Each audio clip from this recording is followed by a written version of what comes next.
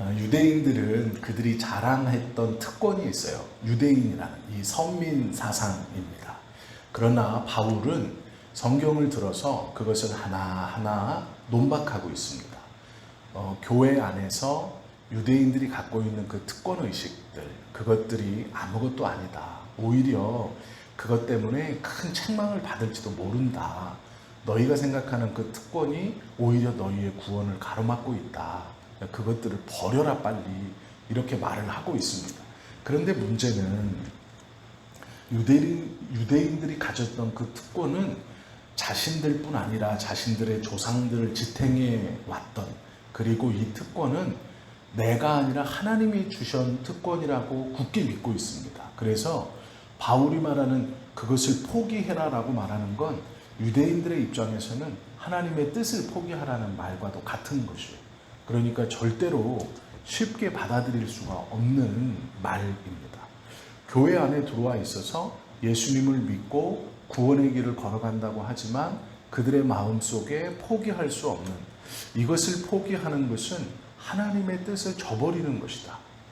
굉장히 오랜 시간 동안 우리가 붙들고 왔던, 그렇게 생각하고 있었기 때문에 끝까지 놓을 수 없는 거예요.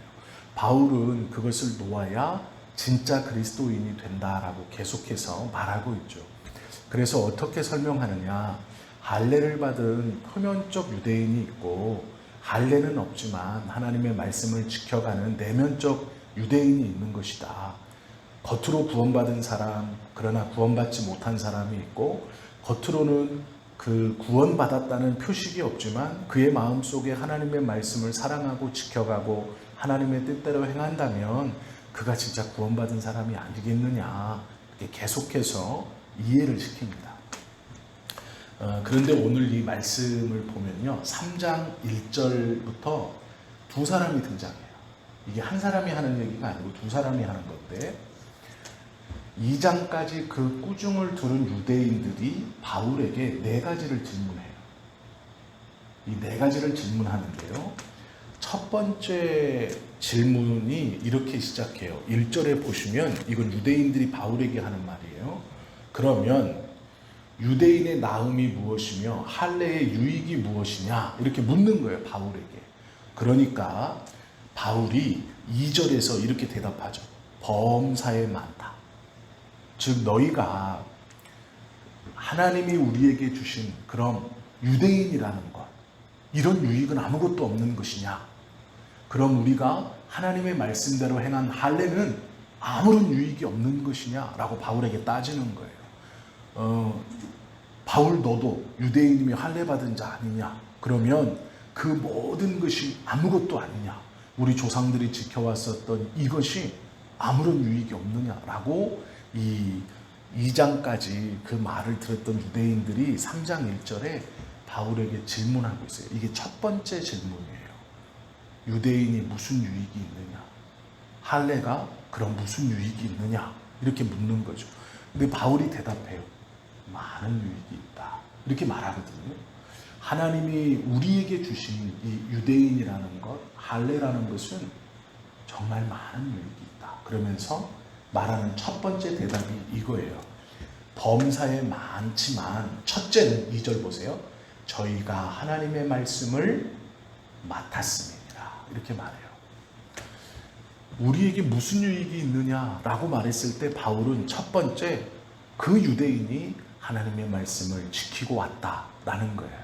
하나님의 말씀을 맡았다. 그것 때문에 우리가 예수님이 하나님께서 보내신 자임을 확신할 수 있고, 예수님이 그렇게 하나님의 말씀에서 예언되어진 그 메시아임을 우리가 알 수 있다. 그러니 유대인들은 정말 많은 유익을 받았다라는 것. 첫째, 하나님의 말씀 맡았다. 구약에 있는 하나님의 말씀이, 성경을 유대인들이 지키고 그것을 보존하고 그것을 하나님의 말씀으로 귀하게 여겼죠. 그 말씀 속에 예수님에 대한 예언들이 다 들어있어요. 그 말씀 속에 사람의 타락과 우주의 생성이 다 들어있어요.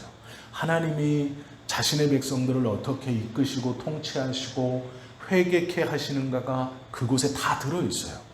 그러니 너희 우리 유대인들이 그 하나님의 말씀을 맡음으로 인하여 예수님에 대한 것이 분명해졌고 복음에 대한 것이 분명해지고 하나님이 어떠한 분인가를 우리가 분명히 알 수 있다. 그러니 하나님의 말씀을 맡았다는 것이 그 많은 유익 중에 가장 큰 것이다. 유대인이 그것을 지키고 왔잖아요. 이해가 되시죠? 바울이 그렇게 설명하는 거예요. 많지만 첫째는 하나님의 말씀을 맡은 것이다. 이것은 유대인들에게 있어서 크나큰 영광이고 큰 은혜이다. 누구도 이것을 부인할 수 없다. 유대인들이 맡았던 그 하나님의 말씀에 하나님이 인류를 구원하신다는 말씀이 들어있고 우리가 그 말씀으로 인하여 하나님의 뜻을 깨닫는 것이니 얼마나 유익이냐라고 말해요.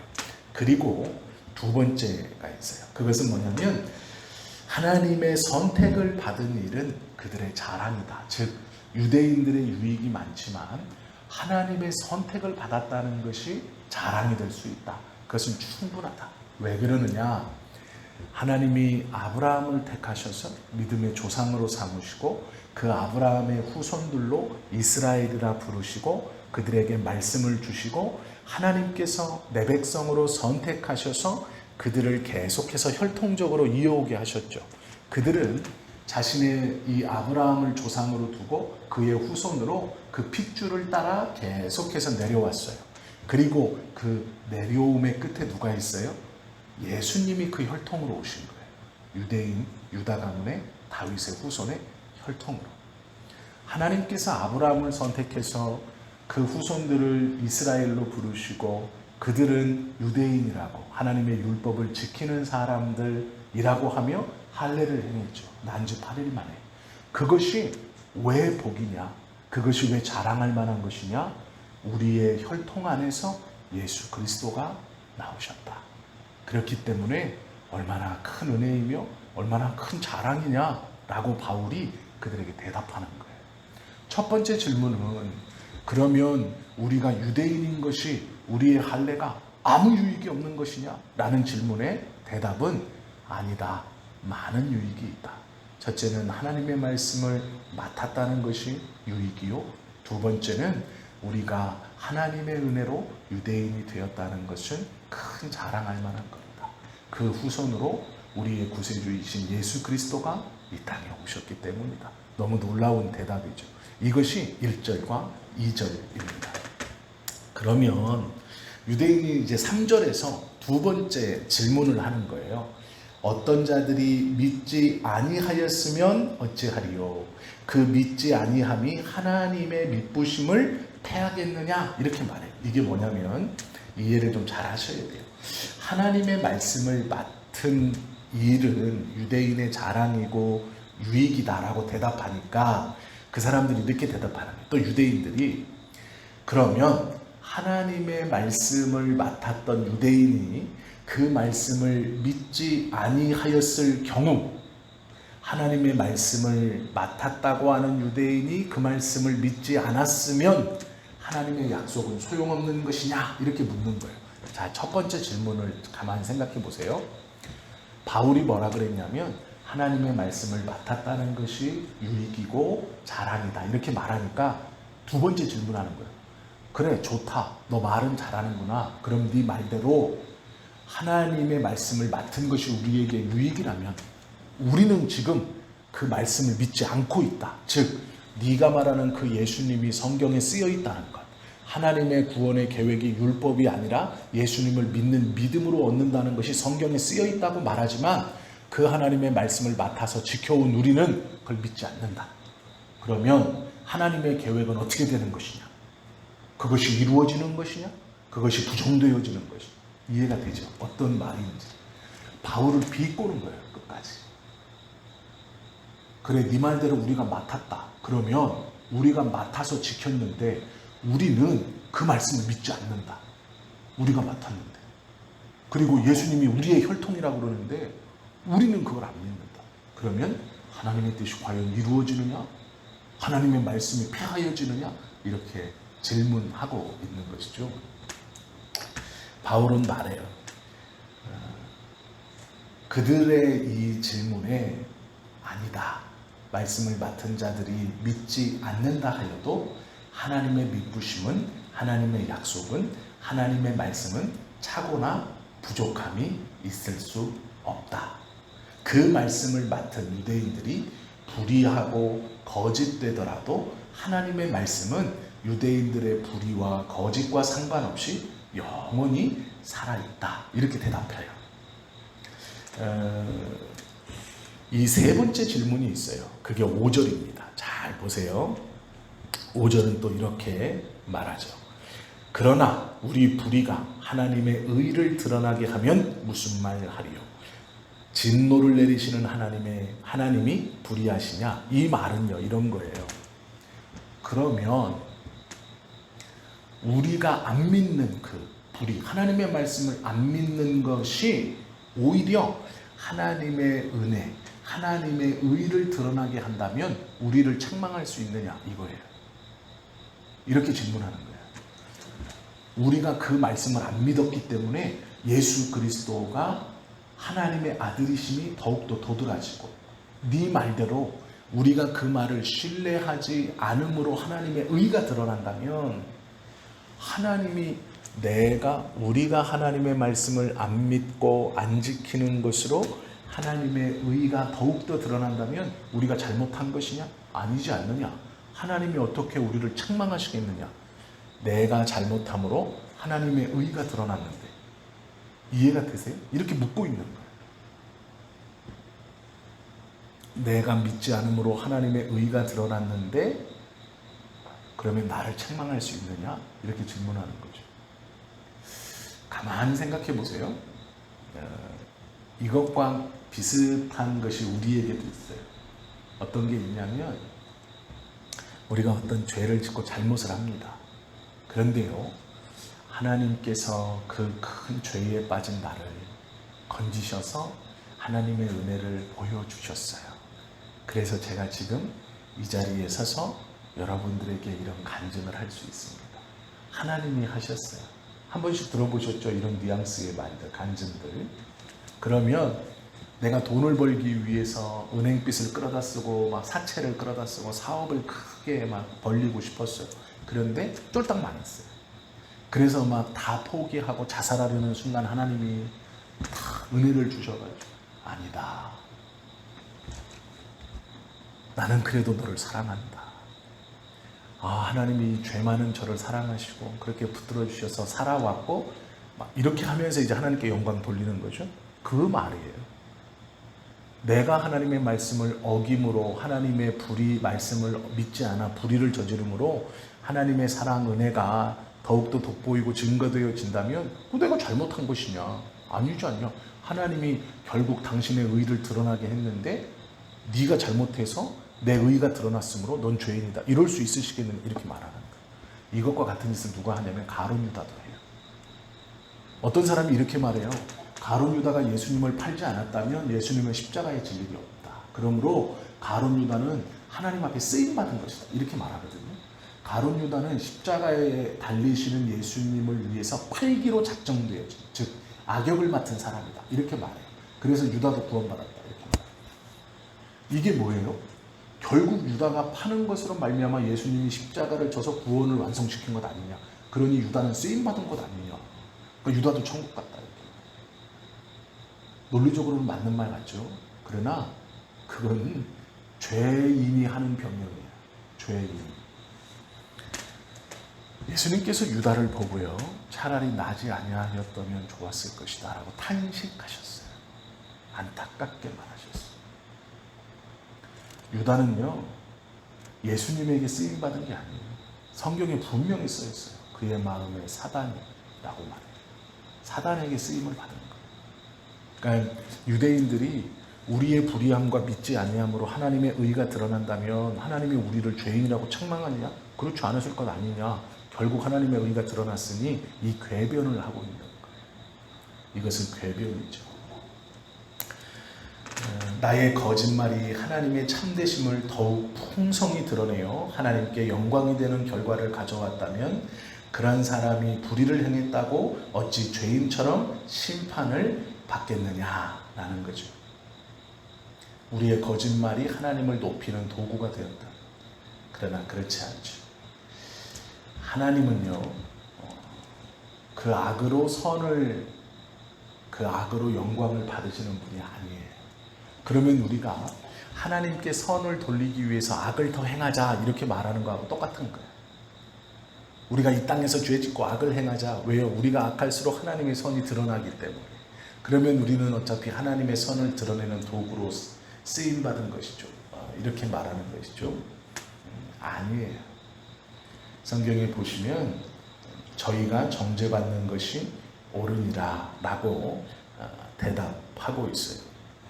6절 보세요.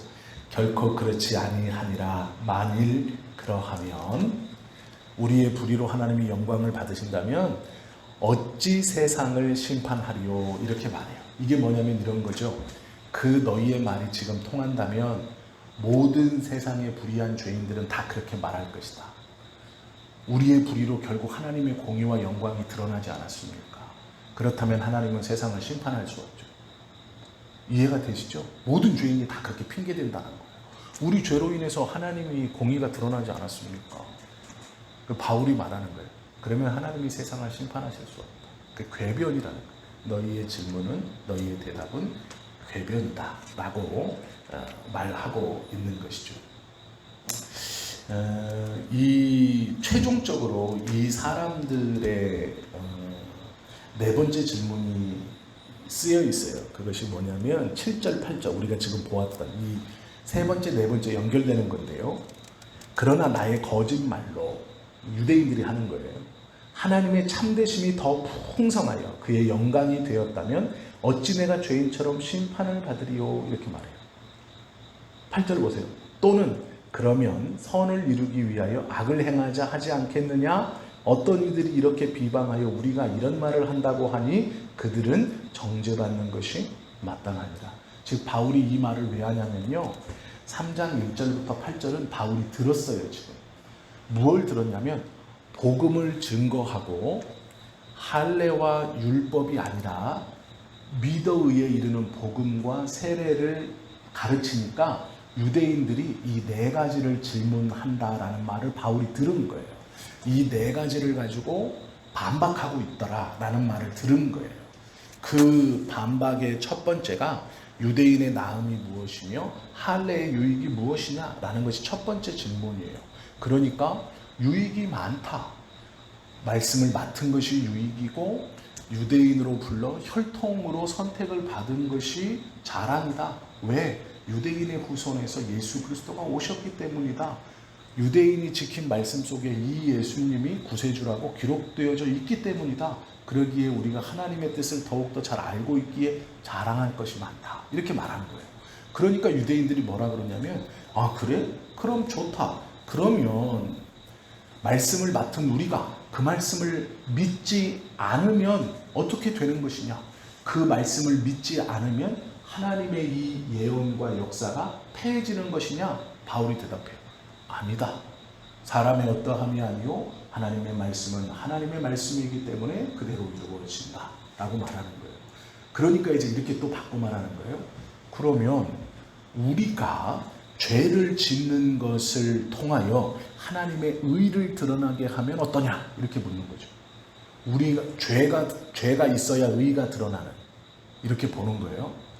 우리의 죄로 인하여 하나님의 의가 드러나면 어떠냐? 라고 말하니까 죄로 의를 드러낼 수 없다. 이해가 되죠? 죄로 인하여 하나님의 의를 드러내는 것이 아니다. 하나님의 의는 선으로 드러나는 것이다 라는 것이죠. 이렇게 대답하고, 그러니까 마지막에 우리의 거짓말로 하나님의 높으심이, 하나님의 어떠함이 드러난다면 그것은 유익이 아니냐? 나의 거짓말로 하나님의 영광을 드러낸다면 그게 유익이 아니냐? 이렇게 따지는 거예요. 그러니까 거짓말로 하나님의 영광을 드러낼 수는 없다. 이렇게 말하는 거예요. 이 네 가지를 유대인들이 들어서 반박한다라는 말을 내가 들었는데 그들은 모두 같이 정죄받는 것이 마땅하다라는 말이에요. 그래서 이 3장 1절부터 8절은 유대인들이 복음에 대해서 논박하는 네 가지의 질문이에요. 이걸 바울이 내가 들었다라고 말하면서 1절에서 질문하고 2절에서 대답하고 3절에서 질문하고 4절에서 대답하고 5절에서 질문하고 6절에서 대답하고 7절에서 질문하고 8절에서 대답. 죄에 대해서 책임을 지는 징계받는 것이 마땅하다 선언하면서 딱 입을 닫게 해요. 그런데 보면 9절에 보면요, 바울이 믿는 사람들에게 해주고 있어요. 그 유대인들은 이렇게 말했잖아요. 네 가지를 들어서 자기의 죄성을 오히려 드러냈고 정죄받는 것이 마땅하다 선언받았죠. 그러니까 바울이 이렇게 권면하는 거예요.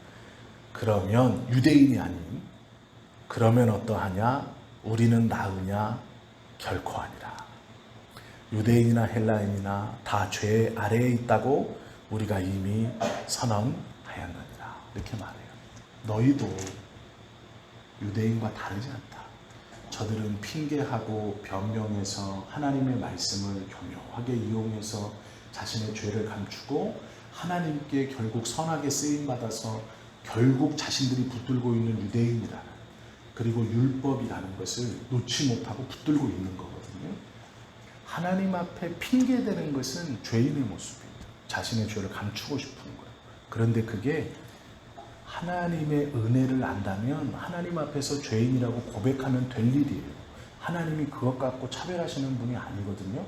그러면 왜 이렇게 핑계대느냐? 하나님 앞이 아니고 사람들 앞에 서 있기 때문에. 사람들 앞에 서 있기 때문에 자신의 연약함이나 잘못됨이나 부족함이 드러나면 내가 상대적으로 무시를 당하지, 내가 상대적으로 이렇지 해서 자꾸 변명하는 거예요. 우리의 신앙이 하나님 앞에 있는가, 세상 사람들의 기준으로 있는가를 가만히 생각해 보셔야 돼요. 그래서 하나님 앞에서 우리가 죄인됨을 함께 고백하고 하나님이 그 죄인됨을 고백한 자에게 부어주시는 사죄의 은총과 그 자녀됨의 은혜를 받고 누리며 살아가는 저와 여러분 되시기를 예수님의 이름으로 축원합니다. 기도하겠습니다.